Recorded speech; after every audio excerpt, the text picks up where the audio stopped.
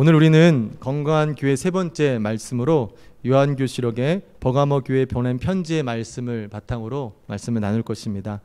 이 버가모 교회는 어려운 상황 가운데서도 믿음을 저버리지 않고 살아가고 있었지만 동시에 하나님께서 가장 싫어하시는 우상 숭배의 유혹에 넘어가게 되어서 하나님으로부터 경고의 말씀을 듣고 있습니다. 버가모 교회에 대한 칭찬을 보게 되면요, 그들은 죽음 앞에서도 예수님에 대한 믿음을 버리지 않고 순교하기까지 이르렀다고 하며 칭찬하십니다. 근데 동시에 그들이 우상 숭배하는 일 때문에 징계의 메시지를 주시죠. 참 모순적인 일인데요, 이러한 메시지로 버가모 교회에게 말씀하십니다. 이러한 현상을 현대 교회에 적용해 본다면 신앙생활에서는 열심히 있으나 결국에는 예수님의 말씀을 듣고 따르기보다는 세상의 가르침에 더 관심을 가지고 그것을 따르는 그리스도인들의 모습이 아마 버가모 교회 성도들의 모습과 같이 비교해 볼 수 있지 않을까 생각을 해봅니다. 이 버가모 교회에 예수님께서 말씀하실 때 가장 먼저 하시는 말씀이 예수님에 대한 속성을 드러내십니다. 그 예수님에 대한 속성을 뭐라고 말씀하시죠? 내가 교회에 버가모 교회 사자에게 편지하라. 좌우에 날선 검을 가지신 이가 이르시되, 예수님 자신을 당신을 검을 드신 분으로 표현을 하십니다. 우리가 보통 예수님을 생각하면 자비로우신 예수님, 은혜로우신 예수님, 사랑에 많으신 예수님으로 생각을 합니다. 근데 여기서는 예수님을 날선 검을 든 심판자의 모습으로 설명하고 있습니다. 즉 하나님의 테두리 안에, 하나님의 율법 안에 머물지 않은 버가모 교회 교인들에게 예수님은 심판자의 모습으로 나타나시는 것이죠. 이것은 쉽게 생각하면 우리가 이 땅 가운데 살아갈 때 아마 경찰을 대하는 마음이 아닌가 생각을 해봤습니다. 여러분, 운전을 하다 보면 가끔 애매할 때가 있잖아요. 그 인터섹션을 지나갈 때 노란불일 때 이걸 가야 되나 말아야 되나 고민들 많이 하시죠?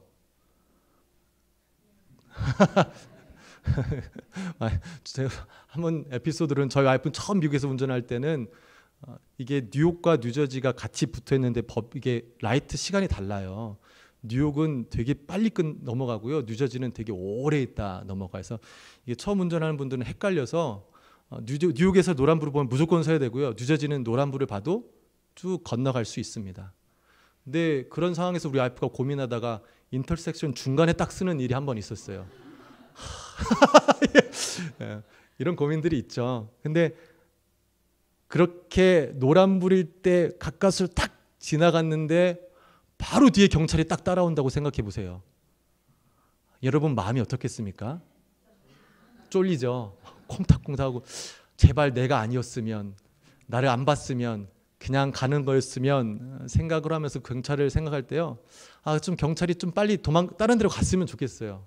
없었으면 좋겠어요. 너무 불편해요. 그런데요, 여러분 혹시 좀 어려운 상황에 있을 때 경찰을 만나보신 적 있으세요? 차를 타고 가다가 어려운 일이 있거나요, 또 길을 가다가도 어려운 일이 있어서 경찰을 만나면요, 경찰처럼 좋은 사람들이 없습니다. 너무 좋아요. 너무 친절해요. 잘 도와줘요. 저도 옛날에 제가 꼭 한번 해보고 싶은 것이 있었는데, 남자라서 그건 저 개인적으로 언제 한번 내가 비상 깜빡이를 켜고 속도를 고민하지 않고 한번 차를 달려보겠다. 그럴 수 있는 기회는 딱 하나예요. 와이프가 이제 임신하고 아기를 이제 출산하기 전에, 이때는 제가 할 수 있는 거더라고요. 그래서 진짜 제가 아들 넷 중에 딱 한 명 제가 한번 해봤습니다. 근데 경찰이 저를 도와주더라고요. 빨리 갈 수 있도록 잡지 않고 도와주는 거예요. 우리가 법의 테두리 안에 있을 때에는 경찰을 만나면 너무 좋아요. 안심이 되고요, 편안하고 우리에게 큰 도움을 줘요. 근데 법의 테두리 밖에서 경찰을 만나게 되면요, 두려워요. 그 존재가 싫어요. 예수님을 대하는 우리의 마음이 아마 동일하지 않나 싶습니다. 우리가 예수님 안에 있을 때 때로는 그 율법이 우리를 얽매이는 것 같지만 그래도 우리가 그 안에 있을 때 우리 안에 참된 자유가 있는 것이고 그 예수님과의 관계 가운데 기쁨과 즐거움을 느낄 수 있습니다. 그런데 우리가 그 예수님을 잘 알지도 못하고 예수님이 무엇을 원하시는지 신경도 쓰지 않는 상태에서 때로는 예수님의 법을 어기는 삶을 살아가다 예수님을 만나고 그를 대하게 되면요, 예수님이 좀 불편해요. 예수님을 믿고 살아가는 게 좀 이렇게 하기 싫은 일이 될 수 있습니다. 아마 버가모 교회는 예수님께서 이런 불편한 존재로 그들에게 다가가셨습니다. 왜요? 두어 가지 하시는 말씀이 무엇이냐면 버가모 교인들이 바로 우상 숭배를 했다고 합니다. 버가모 교회를 향한 책망의 메시지, 그 메시지는 버가모 교회를 예수님께서 책망하시는 것이었지만 이 책망의 메시지를 우리가 들을 때 꼭 반드시 기억해야 되는 것이 있어요. 하나님은 사랑하는 자를 책망하시는 분이시죠. 하나님의 책망이, 예수님의 책망이 싫어서 미워서 너 저 잘못했으니까 미워 죽겠어 절로 가가 아니라 내가 너를 너무 사랑하니까 네가 옳은 길을 갈 수 있도록 내가 책망하는 그 사랑의 메시지로 예수님께서는 버가모 교회에 책망의 메시지를 던져주십니다. 그러면서 버가모 교회가 위치해 있는 버가모 지역을 예수님께서 말씀하시는데요, 버가모 지역은 사탄의 권자가 있는 곳이라고 이야기를 합니다. 그때 당시의 배경을 보면요, 버가모는 소아시아에서 최초로 로마의 황제를 숭배하는 신전을 만든 도시라고 합니다. 그리고 그 신전을 갖고 있는 것에 대해서 굉장히 프라우드한, 우리는 황제 우상 숭배하는 신전이 있다라고 자랑하며 여기는 그 마음이 그들 가운데 있었다고 합니다. 그리고 또 하나의 우상 숭배가 있었는데요, 그것은 치료의 신 아스클레오피오스라는 그 신을 숭배하는 중심지였다고 합니다. 여러분, 지금도 우리가 쉽게 보면 앰뷸런스나 병원에 보면 이렇게 뱀이 이렇게 있잖아요. 이게 이 신의 상징물이라고 하더라고요. 즉 뱀을 보고 이 신이 어떠한 것을 깨닫고 똑같이 행했더니 어떠한 사람이 이렇게 병을 고치는 그런 그리스 신화를 통해서 받아서 이 뱀의 역사가 이 의료 가운데 아직까지 상징으로 나타나고 있습니다. 이런 로마 황제와 의술의 우상을 숭배하는 이 우상 숭배에 깊이 빠져있던 버가모 교인들, 그 사람들에게 예수님께서는 징계의 말씀을 하시죠. 사탄의 보좌가 있는 곳, 그곳은 우상 숭배를 바탕으로 늘 축제가 일어났다고 합니다. 로마 황제를 숭배하기 위해서, 그 의료의 신을 숭배하기 위해서 늘 사람들이 모여서 축제를 했다 그래요.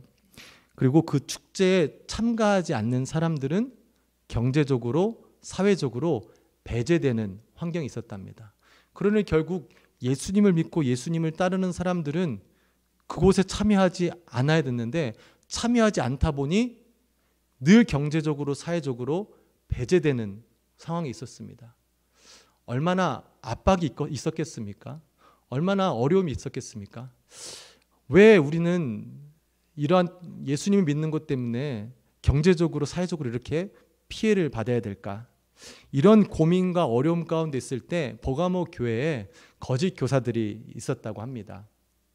잘 생각해 보자. 우리는 예수님을 믿는 사람들이야. 그런데 그것 때문에 우리가 우상 숭배 행태를 행하지 않아서 우리가 피해를 보는데, 자, 우리끼리 한번 생각하자. 우리는 예수님을 믿어. 그렇지만 우상 숭배의 행위, 즉 그 우상은 믿지 말고 이 행위만 우리가 따라하며 하는 척해서 이 사회에서 보는 피해를 우리가 좀 줄일 수 있도록 해보자. 그것은 아무 문제가 되지 않을 거야 라고 가르치며 버가모 교인들이 그들이 지켰던 신앙을 타협하며 그런 행위를 시작하고 결국에는 우상 숭배하는 마음으로 그들의 삶이 인도되는 것을 예수님께서 목격하게 되십니다. 그러면서 동시에 예수님을 섬겼던 그들의 마음은 점점 우상 숭배로 가게 되고 교회에서 섬기는 신앙생활은 행위만 남게 되는 모습을 버가모 교회가 갖게 되었습니다. 이러한 상황을 오늘 본문은 발람의 교훈과 니골라당의 교훈을 따르는 자들이라고 표현하고 있습니다.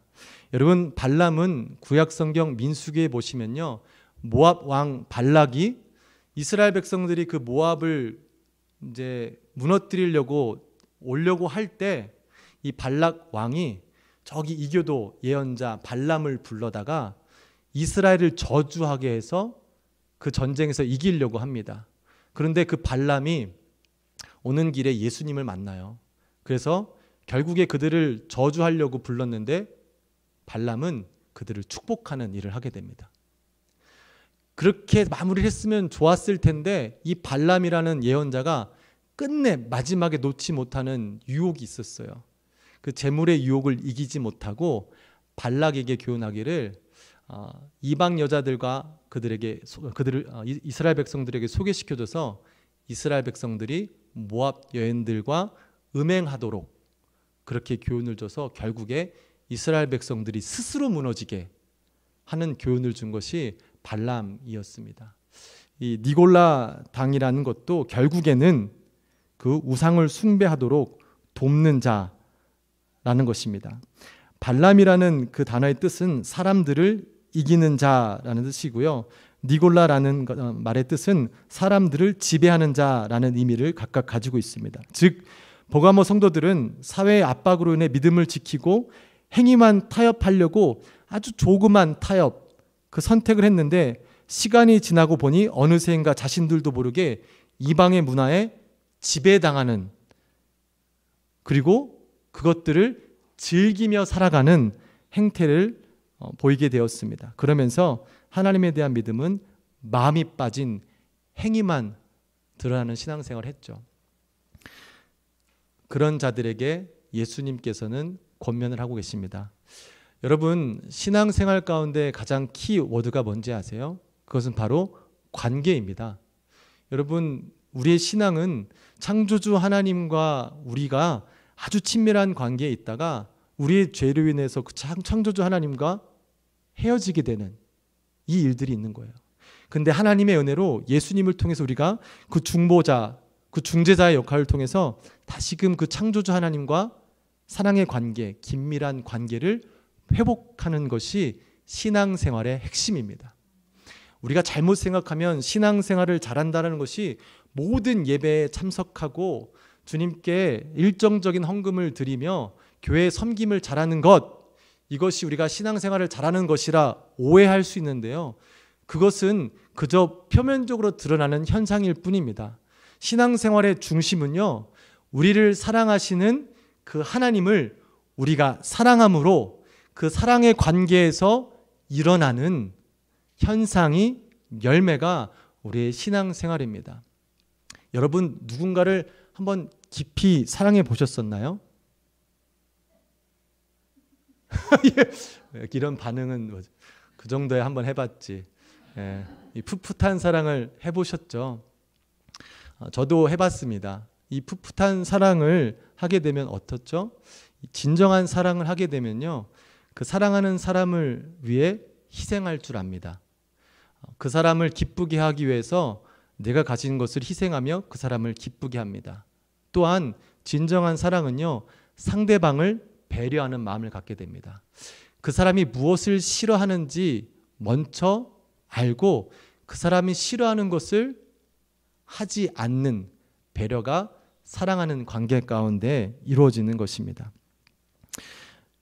그 사랑은 희생하고 배려하는 것, 즉 내가 무엇인가 소비하고 내려놓는 것 같지만, 여러분, 그 풋풋했던 사랑의 시기를 한번 떠올려 보세요. 얼마나 행복했습니까?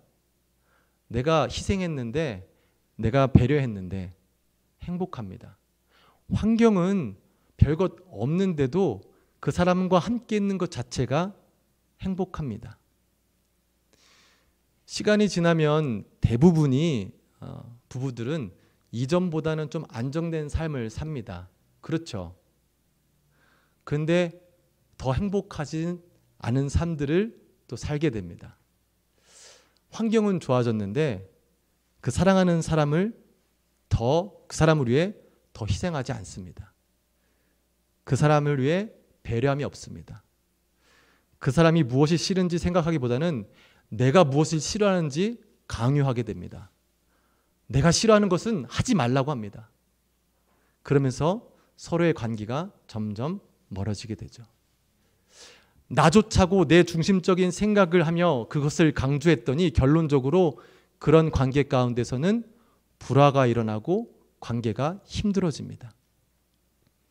진정으로 사랑하는 관계, 사랑하고 희생하고 배려함이 없어지면 아무리 환경이 더 좋아져도 그 안에는 기쁨이 없어집니다. 차라리 조금만 내가 불편하면, 내가 조금만 더 희생하면 그 가정에 행복이 찾아오는데 우리의 마음은 어느샌가 모르게 내 중심으로 바뀌어서 내가 조금만 더 편하면 좋아질 것 같은데 라는 생각으로 상대방을 억압하는 그 관계 가운데 우리는 좀 더 어렵고 불행한 삶을 경험하게 됩니다. 하나님과의 관계도 똑같죠. 내가 하나님의 사랑을 깨닫고 그 큰 사랑 때문에 하나님을 사랑합니다. 하나님의 사랑에 응답하여 하나님을 위해 헌신하며 하나님을 사랑합니다. 하나님을 너무 사랑하다 보니까 하나님이 무엇을 좋아하시는지 싫어하시는지 우리가 깨닫고 하나님이 싫어하는 일은 하지 않는 그 배려의 마음으로 하나님께 대하게 됩니다. 남들이 보기에는 왜 굳이 저렇게까지 하냐라고 볼 수 있지만 그런 우리의 헌신과 사소한 결정들은 하나님과의 관계를 더욱더 깊게 만들어주고 하나님과의 관계를 통해서 우리가 이 세상에서 누릴 수 없는 기쁨을 맛보게 됩니다. 이것이 신앙생활의 가장 큰 중심입니다. 이것을 놓치면 우리의 신앙생활이, 우리의 헌신이 헛되게 되죠. 하면 할수록 지치게 되죠. 하면 할수록 하기 싫은 것이 교회의 섬김이 되는 것입니다.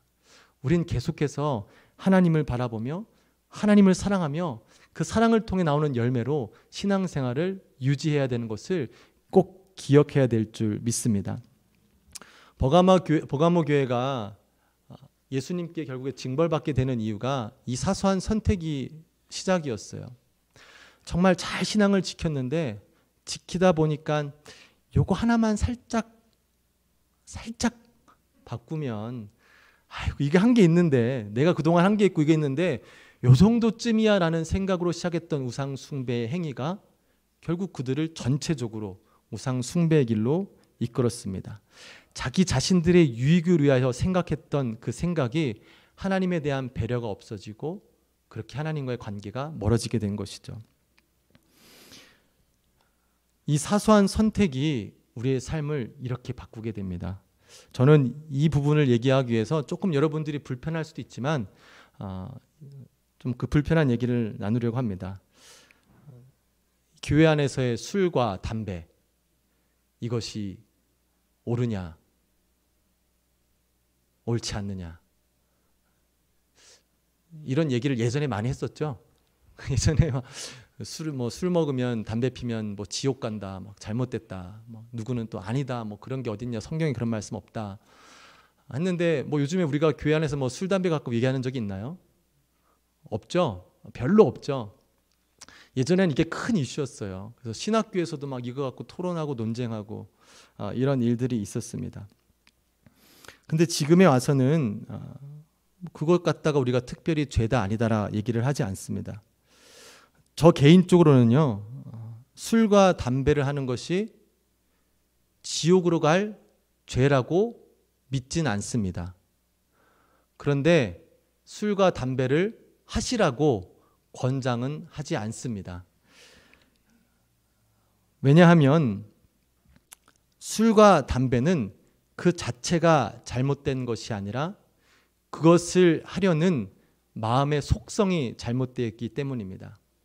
보통 술과 담배가 괜찮다고 얘기하시는 분들은 성경적으로 이게 맞냐 틀리냐는 개념으로 다가가는 것이 아닙니다. 그렇게 이제 주장하시는 분들은 결국 술과 담배를 하는 사람들, 하고 싶은 사람들이 주장하는 것입니다. 조금 이왕 내가 하는데 좀 더 편하게 죄책감 없이 하려고 술은 먹어도 괜찮다, 담배는 피워도 괜찮다라고 이야기하는 것이죠. 결국 그 생각의 중심이 어디죠? 나죠. 내가 하고 싶은 것, 내 마음대로 내 뜻대로 좀 당당하게 할 수 있게 하기 위해서 그렇게 주장을 합니다. 그런데 여러분, 우리가 아무리 문화가 발전했다 하더라도요, 한국적인 문화에서는요, 기독교적인 문화에서는요, 담배와 술이 그렇게 긍정적으로 보이지 않습니다. 오래전만 해도요, 세상 사람들이, 예수님 믿지 않는 사람들이 그리스도인들 하면 생각하는 게 뭐겠어요? 술, 담배 안 하는 사람들이잖아요. 그래서 교회 다니면 쟤는 술 안 해라고 생각할 수 있었을 거예요. 그런데 지금은 어때요? 지금은 교회 모임에서 술을 마시죠. 막 셀 모임에서 마시고, 제가 한 번은 제 친구 교회에 같이 이렇게 얘기하러 갔는데 전화를 받는 거예요, 성도님한테. 근데 자세한 얘기를 못 들었지만 대충 들으니까 한 성도님이 그 부목사한테 교회 그 셀 모임을 하고 끝난 후에 술을 마셔도 되냐 안 되냐는 질문을 하고 있는 거예요. 그래서 야, 신기하다. 지금은 이런 시대예요. 다시 말씀드리지만 저는 그게 죄라고 말씀드리는 게 아니라 그냥 시대의 흐름이 그렇게 변했다는 것을 말씀드리는 거고요. 그것을 바라보며 생각하는 중심을 얘기하고 있는 것입니다. 하나님께서는 우리에게 이 세상 가운데 빛과 소금의 역할을 감당하라 하셨습니다. 즉, 이 말은 선한 영향력을 끼치라는 말씀입니다. 제가 봤을 때는요, 술과 담배를 하는 것이 나 개인적으로 유익할 수 있을 수는 있겠지만, 술과 담배를 한다고 해서 세상에 좋은 영향력을 끼칠 수 있는 것은 아직까지는 없다고 생각을 합니다. 만약에 거기에 유익함이 있다면 저도 앞장서서 술과 담배를 하겠습니다. 좋은 일인데, 좋은 영향을 끼치는데 왜 안 하겠어요? 근데 한번 생각해 보세요. 여러분, 목사가 하루의 일과를 수고했다고 저기 주점 같은 데 가서 맥주 한 잔 마시는 걸 한번 목격해 보세요. 심지어 여러분이 그 자리에 술 마시러 갔다 하시더라도 저를 보고 뭐라고 하실 거예요. 말씀을 준비하다가 말씀이 잘 안 풀리면 담배 한 대 피면서 참 어렵다. 여러분, 제가 이렇게 살아가면 여러분이 저한테 어떤 선한 영향력을 받으실 수 있겠습니까? 없겠죠. 여러분도 똑같아요. 저랑 여러분은 다를 게 뭐 있겠습니까? 하나님의 자녀로 빛과 소금의 역할로 부르심을 받은 자들이에요. 내가 하고 싶기 때문에 내가 원하는 것을 하는 것도 있을 수 있겠죠. 그러나 한번 고민해 볼 때 나를 사랑하시는, 나를 죽기까지 사랑하시는 그 하나님을 생각해서 그 하나님이 내가 원하시는 것이 무엇인지, 내가 어떻게 선한 영향력을 세상 사람들에 끼칠 수 있을지 생각해 보면 아마 내가 해야 될 것과 하지 말아야 될 것들에 대한 기준이 있을 것입니다. 저는 다시 한번 그게 꼭 술과 담배라고 말씀드리는 것이 아니라 여러 부분에서 그럴 수 있습니다. 여러분, 이 생각의 시작이 얼마나 무서운지 아세요? 아까도 말씀드렸지만 지금은 술과 담배로 인해서 교회가 옳다 그러다 얘기하는 상황은 이제 지나갔습니다. 이제는 무슨 시대죠? 정말 말도 안 되는 일을 가지고 옳다 그러다라는 논쟁을 벌이고 있습니다. 이것이 나 중심적인 생각의 시작으로 나온 것입니다. 그게 잘못된 게 아니에요. 무엇을 하는 것 잘못되고 하지 않은 게 좋다는 게 아니라 그런 것들을 시작하게 하는 발단, 나 중심적인 생각이 그 모든 것들의 근원이 되는 것입니다. 그 근원을 우리가 잘라내지 못하면요, 우린 계속해서 더한 것들이 우리의 삶을 지배하게 내버려 두는 것일 겁니다. 이 동성연애라는 것을 교회 안에서 논쟁한다는 것을 여러분 생각해 보셨나요? 그 생각을 넘어서 목회자가 맞다고 하며 그 동성연애자가 목회자가 되어서 말씀을 전하는 이 시대를 여러분은 한번 상상이나 해보셨습니까? 그런 일이 지금 벌어지고 있어요. 왜요? 나 중심적인 생각으로 시작하다 보니 나에게 맞는, 내가 원하는 것들로 우린 조금씩 그렇게 우리의 생각과 믿음과 신앙을 내어주게 되는 것입니다. 바로 사소한 선택 때문에 그렇습니다. 여러분의 삶 가운데 그런 사소한 선택으로 하나님과 멀어지며 우상 숭배하는 길로 가는 일이 없게 되기를 바랍니다. 반대로 오히려 그 사소한 선택을 통해 여러분의 삶이 예수님께로 더 가까워지는, 예수님의 관계가 더 깊어지는 그 복된 삶을 누리게 되시기를 주님의 이름으로 축복합니다. 영향력의 문제입니다. 우리는 그저 우리가 잘 먹고 잘 살려고 부르심을 받은 자들이 아니라 우리를 통해 하나님의 영향력이 세상 가운데 드러나도록 부르심을 받은 자들입니다. 근데 이것이 끝이 아니었어요. 예수님께서 그렇게 살아가는 사람들에게 분명한 약속, 그 선물을 약속하십니다. 오늘 본문 말씀 17절 말씀인데요. 우리 함께 읽겠습니다. 귀 있는 자는 성령이 교회들에게 들을지어다. 이기는 그에게는 내가 감추었던 만나를 주고 또 흰 돌을 줄 터인데 그 돌 위에 새 이름을 기록한 것이 있나니 받는 자 밖에는 그 이름을 알 사람이 없느니라. 아멘. 우리 사람들은 이 땅에서 무엇인가 좋은 것을 찾고 그 좋은 것으로 만족감을 누리기 위해서 늘 애쓰며 살아갑니다. 조금 더 좋은 삶, 조금 더 나은 것들을 가지려고 애쓰지만 분명히 예전보다 좋은 삶을 누리고 있음에도 불구하고 우리가 생각했던 그런 만족감과 기쁨을 느끼지 못하는 게 우리의 삶입니다. 왜냐하면 하나님께서는 우리에게 그 만족감을 느끼기 위해서는 죄송합니다. 하나님께서는 우리를 하나님으로부터만 체험받을 수 있는 그 그릇을 우리 마음 가운데 주셨기 때문이죠. 세상에서 아무리 채우려고 해도 채워주지 않는 이유는 이 그릇은 하나님께로부터 오는 것이 채워질 때 그 안에서 기쁨을 누릴 수 있기 때문입니다.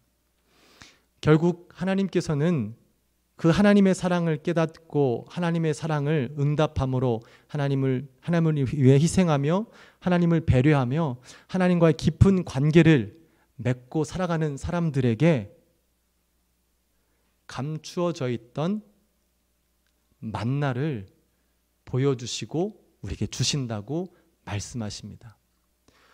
세상의 모든 사람들이 볼 수 없는, 즉 하나님과의 관계를 회복하고 하나님과 친밀하게 살아가면서 우리의 삶 가운데 소소하게 주어지는 결단의 순간에 우상 숭배, 나 중심의 생각이 아닌 하나님 중심의 생각으로 나의 신앙을 지키며 믿음을 지키며 나아가는 사람들에게 세상 사람들이 발견할 수 없고 맛볼 수 없는 감추어져 있던 만나를 주신다라고 우리에게 약속하십니다.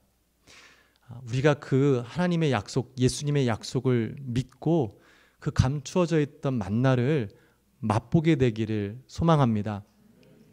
우리 교회가 맛집으로 소문났으면 좋겠어요. 네, 그 교회 가면 밖에서는 맛볼 수 없는 그 숨겨져 있던 만나를 맛볼 수 있다. 어디서도 찾을 수 없는 그 기쁨을 맛볼 수 있다. 저 개인적으로는 예전에 축구를 너무 좋아했습니다. 제 어릴 적 꿈이 또 축구 선수였거든요. 그래서 전도사가 되면서 제일 어려웠던 게 주일날 조기 축구를 못한다라는 게 제 참 어려웠어요. 그래서 축구를 하러 갈 때는요, 참 저는 축구하고 운전하면 가면서 옷을 갈아입습니다. 가자마자 뛰어야 되니까, 너무 좋으니까, 너무 재밌으니까. 여러분 또 가끔씩 다는 아니겠지만 뭐 본인들이 좋아하는 거 하러 갈 때 그렇지 않겠어요? 막 뭐 골프 좋아하시는 분들 골프 치러 갈 때 막 얼마나 좋습니까? 막 기분이 좋고 빨리 가서 좀 하고 싶고, 내가 좋아하는 것을 하러 갈 때 그 마음이 있잖아요. 우리가 예배를 드리러 올 때 그런 마음이 좀 있었으면 좋겠는 거예요. 어떻게든 막 준비하고 해서 가자마자 예배를 드리고 막 하나님 만나고 싶고 찬양하고 싶고 이런 마음이 우리 교회 오는 발걸음이 되기를 원합니다. 그래서 이곳에 오면 하나님이 보이고 예수님을 만나는 거예요. 세상에서 줄 수 없는 그 기쁨을 누리는 교회가 이 보이지 한인 침례교회가 되기를 원합니다. 신실하신 예수님의 약속을 우리는 꼭 붙들고 나가기로 합니다. 그래서 그 믿음이 우리의 삶 가운데 직접적으로 연결이 되어서요, 저는 여러분의 가정들도 정말 행복해지기를 소망합니다. 조금 불편하시더라도요, 여러분 걸 자기 주장을 조금만 내려놔 보세요. 그럼 당장에 나는 좀 힘든 것 같고 손해보는 것 같지만 여러분의 그 내려놓음이 가정에 큰 행복을 불러올 것입니다. 그리고 그 행복을 통해 여러분이 얻게 되는 것이 더 클 것입니다. 교회도 하나님께 한번 내려놔 보세요. 드려보세요. 하나님의 말씀에 배려를 해보세요. 그러면 여러분이 생각하지도 못했던 놀라운 은혜가 저와 여러분의 삶 가운데 있게 될 줄 믿습니다. 우리 시간 함께 일어나셔서 찬양하시면서 또 하나님께 나아갈 텐데요. 이 모든 것들이 결국 믿음입니다. 하나님이 살아계시고 그 하나님이 예수님을 이 땅에 보내주셔서 나를 살리시고 그 살리신 은혜로 내가 하나님을 사랑하고 하나님과 함께 기쁨으로 살아갈 수 있는 것, 이것이 결국 그 믿음이 있기 때문에 우리가 이것을 신뢰하고 그 길을 걸어가는 것입니다. 우리의 세상 삶에 때로는 어렵고 힘들고 압박이 있을 때라도 끝까지 믿음으로 승리하는 여러분 되시기를 바랍니다.